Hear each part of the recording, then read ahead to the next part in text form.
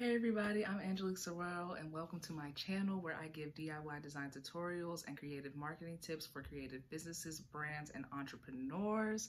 I'm so excited because today is day 3 of a 6-day series where I'm teaching you how to start and design your online business. And today's topic is how to brand your business. So if you're ready to get into my personal tips and tricks on starting and designing your online business, keep watching and let's get into this video. So I define branding as the promise that you're making to your customers that sets you apart from your competitors, okay? And it's ultimately what your customers, your followers, your visitors should expect from your brand. And I want to kind of get into why you should brand your business and how to do so properly, okay? I want to talk about why you should take the time to brand your business properly. And there's 2 things that I want to touch on. The first is the main reason, which is you want to increase the value of your brand, aka your brand equity, right? So when we look at brands like Coca-Cola, when you compare them to generic soda brands, the difference is Coca-Cola instills their brand messaging into everything that they do, whether it be through a campaign. I know that they recently had a Share a Coke campaign with the Cokes with the names on it, right?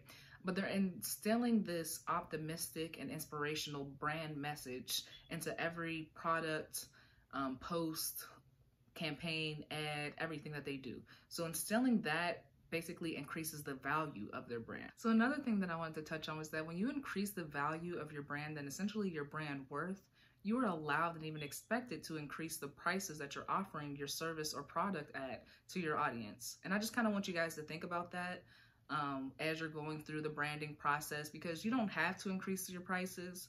But when you look at Coca-Cola and a generic store brand as an example, a generic store brand is expected to be between 89 cents and $1 for a 2-liter. But when you go to buy a Coca-Cola 2-liter, you are expecting to pay above that. So about $1.25, $1.50 for a Coca-Cola, and you're going to pay that based off of the branding that they instilled into their product. So I just kind of want you guys to think about that. And the next thing we're going to talk about is how to take the proper steps to brand your business successfully. So the first step that I want you to take to brand your online business is to create a brand message that encompasses the promise that you're making to your customers and also the overall tone of your brand. And there's a few questions that I want you to consider when you're branding. So the first question that I want you to ask yourself when branding is, what is your mission statement? Who are you as a company and what do you do for your audience? The next question is, what is the voice of your business? Is it serious? Is it funny? Are you friendly? What is the voice and tone of your overall business? And how do you speak to your customers? How do you speak to them when you're posting? These are the things that you kind of want to think about when you're thinking about the tone of your business. Another question is, what are the benefits and features of your services and products? Why do people buy what you sell? And I'm also going to leave a link below because today's homework assignment is actually full of these branding questions, probably around 10 to 15 questions that I want you to ask yourself when branding. It'll help you create a clear brand message when developing your brand strategy. So the next thing I want you to do after defining your brand message is I want you to implement this into everything you do with your business. So for example, whether it be an email, a sales call, if you're creating a social post, whatever it is, I just want you to center it around this brand message, which also leads me into my next point. My next point is I want you to stay true to your brand.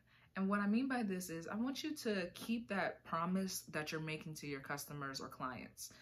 And this will also help you attract new clients and maybe even get them to return to you or refer you to others. So my last point is that I want you to develop brand standards and stay consistent.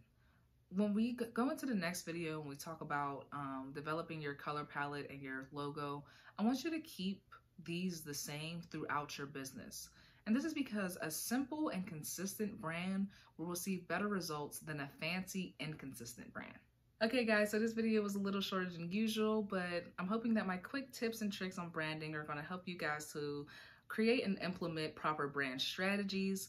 Next time on this channel, we will be discussing how to use these brand strategies to create and implement intentional and strategic designs for your business. Okay, so I really hope you enjoyed this video. Thank you for watching. If you like my channel, please subscribe, like this video, and comment below what you want to see me do next, okay? Thank you guys so much. See ya.